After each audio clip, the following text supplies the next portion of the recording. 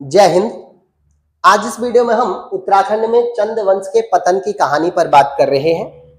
आप जानते हैं हमने अपने चैनल पर चंद वंश के इतिहास की क्रमबद्ध कक्षाओं को शुरू किया है और आज ये हमारी चंद वंश पर जो है 11वीं वीडियो है, यानी 11वीं क्लास है। इससे पहले हम 10 क्लासों के बारे में पढ़ चुके हैं। मगर अगर आप लोग अभी तक हमारे चैनल को सब्सक्राइब नहीं कर पाए हैं तो प्लीज सब्सक्राइब कर दीजिएगा और बेल आइकन को जरूर प्रेस करें, क्योंकि बेल आइकन के द्वारा ही हमारे द्वारा डाले गए प्रत्येक वीडियो का नोटिफिकेशन सबसे पहले आप तक पहुंचता है।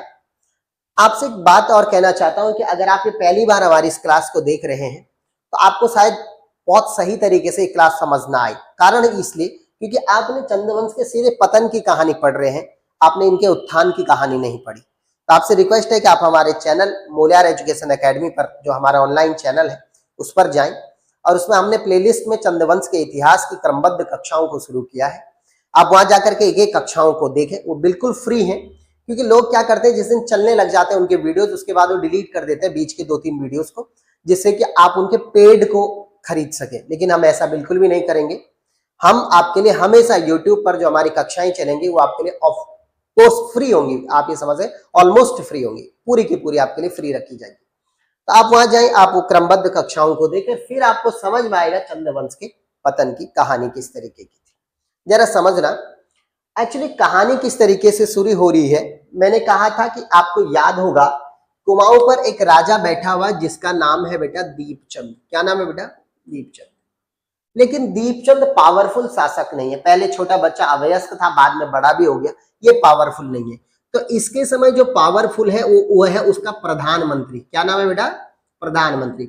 और इस प्रधानमंत्री का नाम है शिवदेव जोशी। क्या नाम है? शिवदेव जोशी। ये पावरफुल है। ये राजा जो है बिल्कुल नाम मात्र का है। आप समझो जरा, कहानी यहां से शुरू होती है, चंद्रवंश के पतन की कहानी। और जो शिवदेव जोशी है, ये क्या होता है कि यहाँ काशीपुर में एक विद्रोह को दबाने के लिए जाता है और शिवदेव जोशी की मृत्यु हो जाती है, यानी प्रधानमंत्री मर गया। सर्व पावरफुल व्यक्ति था प्रधानमंत्री शिवदेव जोशी, जो कि राजा से बढ़कर था। नाम मात्र का राजा दीपचंद था, शासन चला रहा था शिवदेव जोशी। लेकिन अब समस्या यह थी कि प्रधानमंत्री कौन बनेगा, यानी पावरफुल व्यक्ति कौन बनेगा।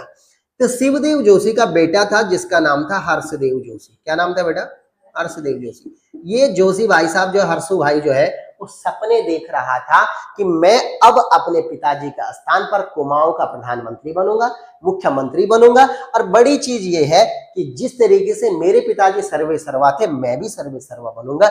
ये स्थिति थी हर्षदेव जोशी, जो कह रहा था मैं बनूंगा। लेकिन दीपचंद की पत्नी जो थी, उनका नाम था श्रृंगार मंजरी। क्या नाम था बेटा? श्रृंगार मंजरी। और ये श्रृंगार मंजरी मैडम नहीं चाहती थी कि हर्षदेव जोशी प्रधानमंत्री बने। तो बोला फिर बने कौन प्रधानमंत्री? तो प्रधानमंत्री जो बना हर्षदेव जोशी, श्रृंगार मंजरी का दूर का रिश्तेदार, जिसका नाम था मोहन सिंह रौतेला। क्या नाम था बेटा? मोहन सिंह रौतेला। ये प्रधानमंत्री इसे बनाना चाह रही थी। कौन? श्रृंगार मंजरी। अब श्रृंगार मंजरी इसे प्रधानमंत्री बनाना चाह रही थी, तो मोहन सिंह रौतेला प्रधानमंत्री बन गए, क्योंकि पत्नी की चल गई और बन गई मोहन सिंह रौतेला प्रधानमंत्री। और हर्षदेव जोशी फिर मुंह ताकता रह गया, वो तो नहीं बन पाया प्रधानमंत्री। अब ये नॉर्मल बंदा नहीं है, ये कुमाऊं का चाणक्य कहलाता है। लेकिन इसने अपनी नीति कभी भी सही नहीं करी, उलट पुलट नीति इसने चलाई, हर्षदेव जोशी ने। समझना जरा सा। अब यहाँ मोहन सिंह रौतेला जब प्रधानमंत्री बना तो उसने कहा यार सारी पावर तो मेरे पास आ गई। अब पावर मेरे पास है। राजा बना हुआ दीपचंद। दीपचंद एक कमजोर शासक था। मोहनचंद ने गद्दी पर बैठे, मोहन सिंह रौतेला ने गद्दी पर बैठे दीपचंद की मुंडी काट दी, उसकी हत्या करवा दी सीराकोट में। और इसके एक आध बेटे थे, उनको भी मरवा दिया। और जब उनको मरवा दिया तो मोहन सिंह रौतेला जो व्यक्ति था, अब वो क्या करेगा? वो अपने नाम के पीछे रौतेला हटा देगा, क्योंकि आप जानते हैं जो कुमाऊं में सत्ता पर बैठता है वो अपने नाम के पीछे चंद लगाता है, बाकी लोग गुसाई वगैरह लगाते हैं। तो मोहन सिंह रौतेला, जो कि राजशाही खानदान का नहीं था, श्रृंगार मंजरी का दूर का रिश्तेदार था, अब ये व्यक्ति मोहन सिंह रौतेला, क्योंकि राजा को मार दिया इसलिए पद पर बैठ जाएगा। और पद पर बैठेगा किस नाम से? उसका नाम होगा मोहनचंद। ये हम कल वाले वीडियो में आपको बता चुके हैं। अब गद्दी पर बैठ गया मोहनचंद। कौन बैठा बेटा? मोहनचंद। अब सुनना जरा, अब देखो जरा पतन की कहानी की शुरुआत को समझो जरा। अब देखो, राजा बन गया बाबू मोहनचंद। लेकिन जब मोहनचंद राजा बना तो एक तो ये बंदा किसका नहीं था? राजशाही खानदान का नहीं था। अब राजशाही खानदान का जब ये बंदा नहीं था, और दूसरा इसका सबसे भयंकर विरोध इस वजह से भी हो रहा था कि इसने राजा की हत्या कर दी थी, और दूसरा राजशाही खानदान का नहीं, तो इसका बड़ा तगड़ा विरोध हो रहा था। और इसका सबसे बड़ा विरोधी व्यक्ति जो कुमाऊं में बैठा हुआ था वो था शिवचंद का बेटा हर्षदेव जोशी। याद हो, अभी बताया था मैंने, यानी इसका सबसे बड़ा विरोधी कौन है बेटा? हर्षदेव जोशी। और हर्षदेव जोशी ये देख रहा था कि किसी भी हाल में मुझे मोहनचंद को हटाना है। वो ये सपने देख रहा था कि ऐसा कुछ मुझे करना है कि मोहनचंद को उसके पद से हटाया जाए, और ऐसा ही हुआ। यहाँ हर्षदेव जोशी ने कुमाऊं से जो है मुलाकात करी ललित कुमार शाह को, और इसे आमंत्रण भेजा कि भाई ऐसा है, अभी यहाँ कुमाऊं में जो चंद वंश था वहां पर परिस्थितियां ठीक नहीं चल रही है, और आप एक काम करो, आप यहाँ आ जाओ और यहाँ आकर के आप मोहनचंद से आक्रमण करके कुमाऊं की गद्दी पर कब्जा कर दो, क्योंकि राजशाही खानदान का बंदा नहीं है। समझ रहे कि नहीं? ये जब बात ललित कुमार शाह के पास पहुंची तो उन्होंने कहा इससे बढ़िया जो है ऑप्शन क्या हो सकता है, इससे बढ़िया जो है हमारे पास मौका कौन सा हो सकता है अपने राज्य का विस्तार करने का। प्रत्येक राजा चाहता है कि राज्य का विस्तार किया जाए। हुआ यही, ललित कुमार शाह ने मोहनचंद पर आक्रमण कर दिया और यानी युद्ध हो गया ललित कुमार शाह और मोहनचंद के बीच में, तगड़ा युद्ध हुआ। उस युद्ध का नाम क्या था बाबू? बग्वाली पोखर का युद्ध। पेपर में कई बार पूछा जा चुका है। युद्ध का नाम है बग्वाली पोखर का युद्ध। कौन सा बेटा? बग्वाली पोखर का युद्ध। किस किस के बीच में हुआ? ललित कुमार शाह और मोहनचंद के बीच में तगड़ा युद्ध हुआ। अब समझना जरा, तो ललित कुमार शाह और मोहनचंद के बीच जब युद्ध हुआ और इस युद्ध में पराजय किसकी हो गई? मोहनचंद की। अच्छा, युद्ध कब हुआ? यह युद्ध हुआ 1799। क्या हो गया तुमको 99? 1779 में बग्वाली पोखर का। समझ रहे? एक एक बात को समझना। इसमें बग्वाली पोखर के, और इस युद्ध में मोहनचंद की हार हो गई और मोहनचंद भाग गया। भागा का नीचे तराई की तरफ आ गया, वहां भाग गया मोहनचंद। और बग्वाली पोखर के युद्ध के बाद जब कुमाऊं की गद्दी खाली हो गई क्योंकि मोहनचंद भाग गया, तो हर्षदेव जोशी के सलाह पर ललित कुमार शाह ने कुमाऊं की गद्दी पर जिस व्यक्ति को बैठाया वो था उनका अपना बेटा, और बेटे का नाम तो वैसे था प्रद्युम्न। क्या नाम था बेटा? प्रद्युम्न। शाह तो बाद में बनेगा ना, वो राजा बनेगा, उसका नाम था प्रद्युम्न। और वो प्रद्युम्न जो बंदा था, यानी प्रद्युम्न शाह आप समझ लो, प्रद्युम्न शाह जो बंदा था, अब वो कुमाऊं की गद्दी पर बैठेगा, लेकिन जनता के साथ एक टच लेने के लिए, लोकल टच देने के लिए, भाई ये भी राजशाही का बंदा है। तो क्या किया, यहां पर अपने बेटे प्रद्युम्न शाह को प्रद्युम्न शाह के नाम से गद्दी पर नहीं बैठाया, बल्कि प्रद्युम्न चंद के नाम से गद्दी पर बैठाया। किसके नाम से बेटा? प्रद्युम्न चंद। यानी अब राजा बन गया कुमाऊं में प्रद्युम्न चंद।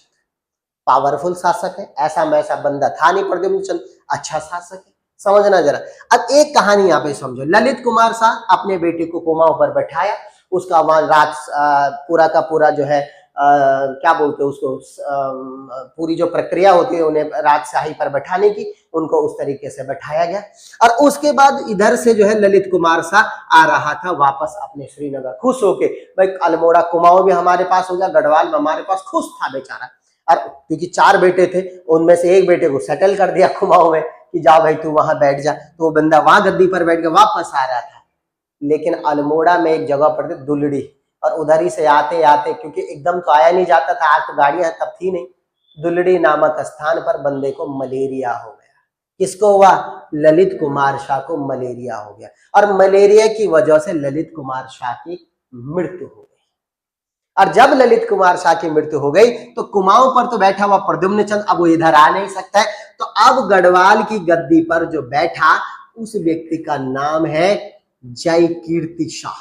क्या नाम है बेटा? जयकीर्ति शाह। और जयकीर्ति शाह और प्रद्युम्न चंद के बारे में एक बात बताता हूं, ये दोनों सगे भाई हैं मगर सौतेले। मां समझ रहे हो ना? सौतेले मतलब समझते हो ना, राजा एक ही है लेकिन 2 रानियां हैं, यानी ये सौतेले भाई हैं आपस में, इसलिए इन दोनों की आपस में बनेगी बहुत कम। ये मैं आपको पवारों में पढ़ा चुका हूं। अब इधर बैठ गया प्रद्युम्न चंद, यहाँ बैठ गया जयकीर्ति शाह, यानी अगला शासक मोहनचंद के बाद जो कुमाऊं की गद्दी पर बैठा उसका नाम था प्रद्युम्न चंद। इतना समझ में आया कि नहीं? बोलो भाई। हाँ, अब अगर मैं प्रद्युम्न चंद के समय पीरियड की बात करूं तो ये गद्दी पर बैठा 1779 में और ये रहेगा 86 तक कुमाऊं की गद्दी में। कब तक रहेगा? 1786 तक ये कुमाऊं की गद्दी पर बैठा। कोई समस्या नहीं है, इनकी आपस में लड़ाई या झगड़े होते रहेंगे, वो मैं फवारों में आपको समझा चुका हूं, इसलिए मैं यहां नहीं बता रहा। एक्चुअली हुआ ये, जयकीर्ति शाह अपने घर के कलहों को सहन नहीं कर पाया। इधर गढ़वाल में जयकीर्ति शाह, इस बंदे ने जो है जाकर के आत्महत्या कर दी। जयकीर्ति शाह आत्महत्या करके मर गया ये देवप्रयाग के रघुनाथ मंदिर में। जयकीर्ति शाह की जब मृत्यु हो गई तो गढ़वाल की सत्ता खाली हो गई, क्योंकि अब समझना जरा सा, सत्ता खाली हो गई। अब यहाँ पर बैठने के लिए दो लोग और थे, प्रीतम शाह और पराक्रम शाह, दो भाई और, क्योंकि चार बच्चे थे इसके ललित कुमार शाह के, दो तो ये जयकीर्ति शाह प्रद्युम्न शाह, दो बच्चे और थे प्रीतम शाह और पराक्रम शाह। गद्दी पर बैठना था पराक्रम शाह ने, क्योंकि बोला भाई तू प्रद्युम्न शाह कुमाऊं में, इधर मैं बैठ जाऊंगा पराक्रम शाह, यानी यहां बैठना था गद्दी पर किसको बेटा? पराक्रम शाह को बैठना था। मगर प्रद्युम्न शाह ने क्या किया कि जैसे यहाँ गद्दी खाली हुई तुरंत आ गया गढ़वाल में। अब बड़ी बात यह थी कि जयकीर्ति शाह के बाद प्रद्युम्न शाह का नंबर था, इसलिए बड़ा भाई सेकंड नंबर पे होने की वजह से गढ़वाल की गद्दी पर बैठ गया प्रद्युम्न शाह। मगर जब वो वापस आया 1786 में जयकीर्ति शाह मरा, उसी साल जब वो वापस आया तो वापस आने से पहले उसने कुमाऊं की गद्दी पर किसी न किसी को बैठाना था कि नहीं? तो यार अपने किसी भाई को बैठा देता, ऐसा कुछ किया नहीं उसने। उसने क्या किया, जो प्रधानमंत्री था, भूल गया नाम प्रधानमंत्री का, उसने क्या किया, प्रद्युम्न शाह ने वहां कुमाऊं की गद्दी पर जिसे बैठाया उसका नाम था हर्षदेव जोशी। किसको बैठा दिया? बोले ये मेरा प्रतिनिधि है भाई और ये राज करेगा कुमाऊं पर। यानी अब इधर जो प्रद्युम्न शाह इधर था, अब वो निकल करके किधर आ गया बेटा? गढ़वाल में आ गया। यानी यहां हो गया प्रद्युम्न, अब ये चंद नहीं रहेगा, अब ये क्या हो जाएगा? प्रद्युम्न शाह हो जाएगा। और कुमाऊं में अब जो बैठ गया है उसका नाम क्या है बेटा? उसका नाम है हर्षदेव जोशी। यानी थोड़ी देर के लिए राजा कौन बन गया? हर्षदेव जोशी। समझे कि नहीं? सोचो आप, ये बंदा गद्दी पर बैठ गया। लेकिन एक समस्या हुई, आपको याद होगा थोड़ी देर पहले हमने मोहनचंद के बारे में बात की थी। मैंने कहा था कि बग्वाली पोखर के युद्ध में मोहनचंद भाग गया था नीचे तराई की तरफ, लेकिन जैसे ही पता चला प्रद्युम्न शाह गढ़वाल चले गया है और यहाँ कुमाऊं में हर्षदेव जोशी बैठ गया, उन्होंने कहा तू भी तो राजशाही खानदान का नहीं, तू कैसे गद्दी पर बैठा? लेकिन मोहनचंद वापस आ गया, कहां? कुमाऊं में। और वापस अकेला नहीं आया, उसके साथ उसका भाई भी था। यानी कौन कौन? एक था खुद मोहनचंद और दूसरा उसका भाई, भाई का नाम था लाल सिंह। क्या नाम था बेटा? लाल सिंह। ये आ गया वापस। और ये दोनों भाइयों ने, लाल सिंह और मोहनचंद ने संयुक्त मिलकर के जो है हर्षदेव जोशी के विरुद्ध युद्ध कर दिया कि तू कैसे गद्दी पर बैठ गया। भयंकर विरोध कर दिया उसका। और हर्षदेव जोशी और मोहनचंद और लाल सिंह के बीच में जो युद्ध हुआ, इसे क्या कहते हैं? पाली गांव का युद्ध। क्या कहते हैं बेटा? पाली गांव का युद्ध। कब हुआ? उसी साल जिस साल हर्षदेव जोशी 86 में गद्दी पर बैठा। तो पाली गांव का युद्ध जो है वो जो हुआ, वो हुआ बाबू 1786 में। पूछा जा सकता है पाली गांव का युद्ध कब हुआ? तो 1786 में। किस किस के बीच में हुआ? तो वो हुआ हर्षदेव जोशी, मोहनचंद और लाल सिंह के बीच। दोनों भाई पावरफुल थे, खतरनाक वीर थे। उन्होंने हर्षदेव जोशी की बैंड बजा दी और हर्षदेव जोशी 1786 के पाली गांव के युद्ध में बुरी तरीके से हार गया और हारने के बाद भाग करके प्रद्युम्न शाह के पास आ गया। तो भाई साहब जान बचा दो, वो तो बहुत मार रहे। वापस आ गया। अब समझो जरा, हर्षदेव जोशी इधर आ गया, कुमाऊं की गद्दी खाली हो गई और अब पाली गांव के युद्ध के बाद गद्दी पर जो बैठेगा वो बैठेगा मोहनचंद। कब बैठा मोहनचंद? समझना जरा, मोहनचंद कब बैठा? एक मिनट समझो जरा। अब प्रद्युम्न शाह के बाद कौन बैठा? मोहनचंद। अगर सही तरीके से समझा जाए, थोड़ी देर के लिए हर्षदेव जोशी बैठा, बाकी मोहनचंद। समय कब तक रहेगा मोहनचंद का? समय रहेगा 1786 से, और बोलो भाई 1786 से, जल्दी बोलो, अरे 1788 तक। कभी कभी समझा करो, तो मैं नोट्स दिए जा चुके हैं। 1788 तक गद्दी पर बैठा, यानी 2 साल मोहनचंद दोबारा बैठ गया। अब समझे, इससे पहले भी मोहनचंद गद्दी पर था, याद है कि नहीं दीपचंद की बात? और अभी दोबारा गद्दी पर बैठा मोहनचंद। ये 2 बार राज्याभिषेक हो गया भाई का कुमाऊं की गद्दी पर। अब देखो, ये तुम्हें क्या लग रहा है, ये कुमाऊं का चाणक्य हर्षदेव जोशी ये चुप बैठ जाएगा? मतलब ही नहीं, उसके पेट में कुलबुलाहट रहेगी कि जब तक मैं कुमाऊं की गद्दी पर दोबारा न बैठूं। हुआ भी यही, समझो जरा। हर्षदेव जोशी, देखो अब यहाँ कुमाऊं की गद्दी पर थोड़ा, अब हम यहाँ मैप में दिखाते हैं। कुमाऊं की गद्दी पर कौन बैठ गया बेटा? अब बैठ गया मोहनचंद, है या नहीं? मोहनचंद बैठ गया। तो यहाँ प्रद्युम्न शाह की मदद से कुमाऊं पर अब आक्रमण करेगा 1788 में। कौन करेगा बेटा? हर्षदेव जोशी। समझे कि नहीं? जल्दी बताओ। हर्षदेव जोशी आक्रमण करेगा। अब इस आक्रमण में मोहनचंद और लाल सिंह दोनों भाई हार जाएंगे। कौन कौन हारेंगे? मोहनचंद और लाल सिंह दोनों भाई। किससे हार जाएंगे? हर्ष, क्योंकि भयंकर बड़ी सेना लेकर के हर्षदेव जोशी कुमाऊं पर आ गया और इस युद्ध में हार गए। और हार गए का मतलब ये बनता है, समझो जरा, यानी अब मोहनचंद के स्थान पर कुमाऊं की गद्दी पर बैठना था हर्षदेव जोशी ने, लेकिन वो नहीं बैठा। उसने कहा पिछली बार बैठा था तो मेरा विरोध हुआ, इसलिए इस समय वो नहीं बैठा। उसने एक ही राजशाही का कोई बच्चा था, कई लोग कहते हैं कि वो दीपचंद का बेटा था, उसने शिवचंद को गद्दी पर बैठाया। किसको? शिवचंद को, यानी खुद नहीं बना, शिवचंद को गद्दी पर बैठाया। कब बैठाया? 1788 में गद्दी पर बैठाया। और इसका जो संरक्षक बना रहा, इसका संरक्षक जो बना रहा, वो कौन बना रहा? हर्षदेव जोशी। यानी पावर सारी हर्षदेव जोशी के पास, लेकिन चाल चली कि खुद गद्दी पर नहीं बैठा, क्योंकि पिछली बार जब बैठा था तो तब तो राजशाही में विद्रोह हुआ थे, तो आप इस खानदान का ही नहीं, तो कैसे बैठ गया? गद्दी पर कौन बैठा? शिवचंद। समझना है बात को। अब कुमाऊं की गद्दी पर पहला प्रद्युम्न चंद, फिर मोहनचंद, अब बैठ गया शिवचंद। लेकिन शिवचंद जैसे ही गद्दी पर बैठा, सुनना जरा सा, एक समस्या देखो जरा। हर्षदेव जोशी ने क्या किया? जब 1788 में कुमाऊं पर आक्रमण किया प्रद्युम्न शाह की मदद से, तो मोहनचंद को हराया था, याद है? दोनों भाई लाल सिंह मोहनचंद आए। उसने जैसे ही हराया, मोहनचंद की गर्दन काट दी। अब मोहनचंद की हत्या कर दी, और मोहनचंद का जो भाई था, क्या नाम था? लाल सिंह। उस लाल सिंह को कैद कर दिया, ठीक है। और उसके बाद शिवचंद को कुमाऊं की गद्दी पर बैठाया और वास्तविक शासक खुद बन गया, यानी उसका संरक्षक बन गया हर्षदेव जोशी। पावर आ गई उसके पास। लेकिन लाल सिंह बहुत खतरनाक आदमी था, वो कैद से भाग गया। कैद से कौन भागा बेटा? लाल सिंह जो था वो कैद से भाग गया, और भागा तो फिर वो क्या करेगा? वो दोबारा जो है आक्रमण करेगा हर्षदेव जोशी पर। करेगा तो शिवचंद पर, लेकिन वहां पावर में सारी की सारी सत्ता किसके पास है? हर्षदेव जोशी। यानी वो आक्रमण करेगा हर्षदेव, क्या बोलेंगे उसे यहाँ, तो सब समझना जरा। अब कुमाऊं की गद्दी पर बैठ गया है शिवचंद। कौन बैठा बेटा? छोटे मोटे राजा है, कुछ खास इन्होंने किया नहीं, बस ऐसे राजा शिवचंद। लेकिन पावर किसके पास है? हर्षदेव के पास, है ना? हर्षदेव के पास पावर है। और यहां से लाल सिंह कैद से निकल गया। अब लाल सिंह क्या करेगा? युद्ध करेगा, यानी डायरेक्ट जो है आक्रमण करेगा अल्मोड़ा पर समझना सर, कब करेगा? 1788 में, उसी साल।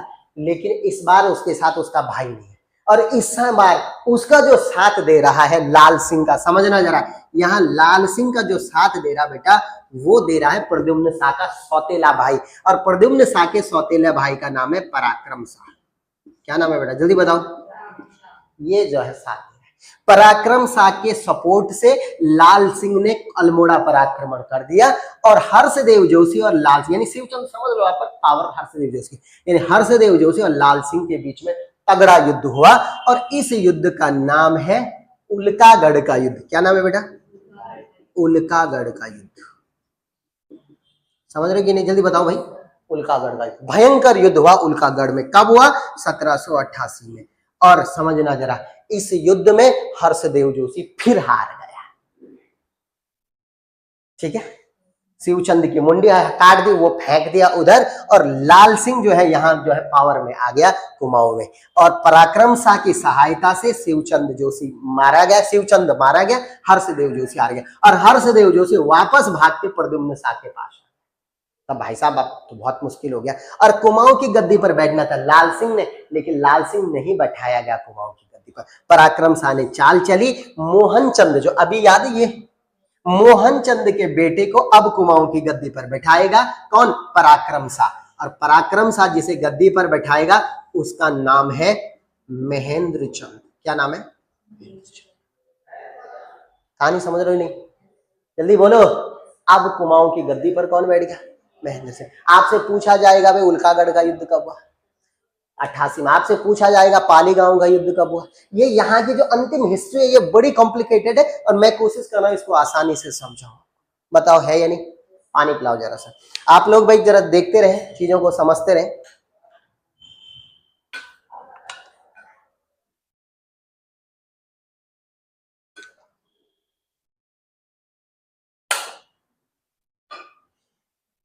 और प्लीज जो भी ये वीडियोस को देख रहे हैं वो लाइक जरूर कीजिए भाई, और कमेंट करना तो बिल्कुल भी ना भूलें कि आपके वीडियो लग कैसे रहा है, क्योंकि मैं बार बार कहता हूं कि आपका दिया जो कमेंट है वो हमारे लिए फीडबैक का काम करता है, हमें प्रोत्साहित करता है और भी अच्छे काम करने के लिए। तो प्लीज आपसे रिक्वेस्ट है कि आप हमें फीडबैक जरूर देते रहें। अब जरा आगे बढ़ते हैं आप लोगों को, क्योंकि अब हम अंत की ओर चल रहे हैं। उल्कागढ़ के युद्ध के बाद कुमाऊं में महेंद्र चंद गद्दी पर बैठ गए। मोहन चंद का बेटा है महेंद्र चंद, वो गद्दी पर बैठ गया। एक कमजोर शासक है, यानी अब नेक्स्ट शासक जो बैठेगा उसका नाम है महेंद्र चंद। क्या नाम है बेटा? महेंद्र चंद। समझे कि नहीं? और इसका जो समय पीरियड होगा वो होगा 1788 से और 1790, और 90 में ही तो चंद्रवंश खत्म हो जाता है। लास्ट राजा चंद्रवंश का पहला सोमचंद से लेकर के 62वां राजा महेंद्र चंद तक आएंगे। 62 राजा हुए चंद्रवंश, 62वां राजा महेंद्र चंद। ऐसी क्या परिस्थितियां बनी कि भाई महेंद्र चंद्रवंश खत्म हो गया। अब उस कहानी पर आइए। आपको याद होगा मैंने कहा जब यहां पर जो है शिवचंद हार गया और हर्षदेव जोशी भाग करके प्रद्युम्न शाह के पास पहुंचा, तो प्रद्युम्न शाह ने उसे कहा भाई देख अब मैं कुछ नहीं कर सकता हूं, क्योंकि मेरा भाई पराक्रम शाह कुमाऊं की गद्दी पे इंटरफेयर कर चुका है, इसलिए मैं लड़ाई झगड़ा नहीं चाहता हूं, भाई तुम अपना झेल लो, मैं कुछ नहीं। तो उसने क्या करा कि हर्षदेव जोशी को यहाँ पौड़ी में पैडलस्यों की जागीर दे दी। कौन सी जागीर दी हर्षदेव जोशी को? पैडलस्यों की जागीर दे दी। बोले वहां रहे। लेकिन तुम्हें लगता है कि ये बंदा हर्षदेव जोशी जो कुमाऊं का चाणक्य, इतनी प्रखर बुद्धि का व्यक्ति, वो रहेगा एक छोटी सी जागीर का जागीरदार बन के? उसे तो कुमाऊं का शासक बनना। उसने कहा अब एक काम करते हैं, देखो ऐसा है, हर्षदेव जोशी की बुद्धि को समझो बेटा, मैं स्पेशल लिख रहा हूं हर्षदेव जोशी को, आप जरा हर्षदेव जोशी की बुद्धि को समझो। हर्षदेव जोशी सुनना जरा, ये ऐसा बंदा है कि जागीरदार बन के रहने वाला बंदा है। अब क्या था कि कुमाऊं की गद्दी के लिए गढ़वाल की गद्दी से लेना पड़ रहा था सहायता, तो यहाँ प्रद्युम्न शाह ने मना कर दिया, भैया पराक्रम शाह मेरा भाई हमारा इंटरफेयर कर रहा है, हम आपस में यहाँ लड़ाई झगड़ा पहले ही चल रहा और ज्यादा हो जाएगा, तो मैं कुछ नहीं करने वाला, महेंद्र चंद ठीक है उसी को राजा रहने दो। दिमाग खराब हो गया हर्षदेव जोशी का, यार ऐसा कैसे हो जाएगा यार, मैं एक जागीरदार बन के रहूंगा, कुमाऊं की गद्दी ऐसे ही छोड़ दूंगा? नहीं, क्या करूं? अब उसकी नजर गई बाबा नेपाल की तरफ। कहाँ गई रही? नेपाल में उसकी नजर गई। और नेपाल में तब जो राजा हुआ करते थे उनका नाम था रण बहादुर शाह। क्या नाम था बेटा? रण बहादुर शाह। समझना बहुत इंपॉर्टेंट है, पूछा जा सकता है कि चंद वंश के आक्रमण के समय, कुमाऊं पर गोरखाओं के आक्रमण के समय नेपाल के शासक कौन थे? उनका था रण बहादुर शाह। इसने हर्षदेव जोशी ने यहाँ पौड़ी की पैडलस्यों जागीर से और नेपाल जो है एक चिट्ठी भेजी, निमंत्रण था वो, निमंत्रण, और उनको बोला देखो ऐसा है नेपालियों, यहाँ कुमाऊं में जो है वो कमजोर शासक बैठा हुआ है और तुम एक काम करो, यहाँ कुमाऊं पर आक्रमण कर दो और आक्रमण करके यहाँ जो है उसको कब्जा कर दो। अभी उसकी सोच क्या थी समझना है। एक्चुअली हर्षदेव जोशी ये चाहता था कि नेपाली आए कुमाऊं में और महेंद्र चंद को गद्दी से हटा दे और उसके बाद लूटपाट करके वापस चले जाए और यहाँ कुमाऊं की गद्दी पर मैं बैठ जाऊं, ये सोच थी हर्षदेव जोशी की। लेकिन ऐसा हुआ नहीं। हुआ कि नहीं? ऐसा हुआ ही नहीं। ऐसा क्या हुआ समझना, रण बहादुर शाह ने जो है क्या कर दिया, ये निमंत्रण को स्वीकार कर दिया और अपने 4 बड़े सेनापति जो है कुमाऊं पर आक्रमण करने के लिए भेजे। और वो आक्रमण करने के लिए कब भेजे? वो समय था 1790 में। और कितने सेनापति भेजे? 4 सेनापति। किसके आमंत्रण पर? हर्षदेव जोशी के आमंत्रण पर 4 सेनापति। उन 4 सेनापतियों का नाम, पहला नाम क्या बाबू? काजी जगजीत सिंह। समझना भाई जरा, जगजीत सिंह पहला तो ये बंदा था। दूसरा बिल्कुल चौतरिया बहादुर, दूसरा था चौतरिया बहादुर शाह। तीसरा था अमर सिंह थापा। क्या नाम था बेटा? अमर सिंह थापा। और चौथा सेनापति का नाम क्या था?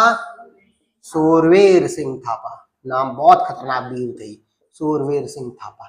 इन 4 मुख्य सेनापतियों को भेजा रण बहादुर शाह ने कुमाऊं में। और वहां कौन एक महेंद्र चंद ऐसे कमजोर शासक बैठा हुआ, उसके लिए इतने पावरफुल सेनापति भेज दिए। और ये चारों ने जो चारों तरफ से जो है अल्मोड़ा को घेर दिया, नीचे से जीतते आए और चारों तरफ से अल्मोड़ा को घेर दिया। और यहाँ अल्मोड़ा में एक जगह पड़ती है बेटा हवाल बाग। क्या नाम है बेटा? हाँ, अल्मोड़ा में एक जगह पड़ती है, समय था 1790 और अल्मोड़ा में जगह पड़ती है उसका नाम है हवाल बाग। और यहाँ हवाल बाग में बेटा युद्ध हुआ किसके बीच में? ये 4 सेनापति यानी नेपालियों के सेनापति जो थे नेपाल गोरखाओं और महेंद्र चंद के बीच में हवाल बाग में 1790 में युद्ध हुआ। और इस छोटे से युद्ध में चारों सेनापतियों ने बैंड बजा दी महेंद्र चंद की, उसकी मुंडी काट दी और कुमाऊं की गद्दी पर अब जो है शासन स्थापित हो गया गोरखाओं का। और इस तरीके से चंद वंश जो कि सोमचंद से लेके 62वें राजा तक 1790 आते आते समाप्त हो गया चंद वंश। इस तरीके से कुमाऊं के प्रसिद्ध गौरवशाली वैभवशाली चंद वंश का पतन हो गया। कहानी समझ में आई?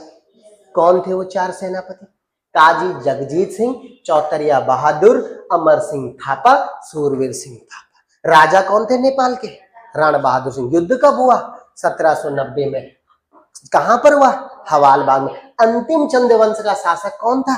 महेंद्र चंद। और इसके मरने के बाद कुमाऊं पर अब गोरखाओं का शासन हो गया।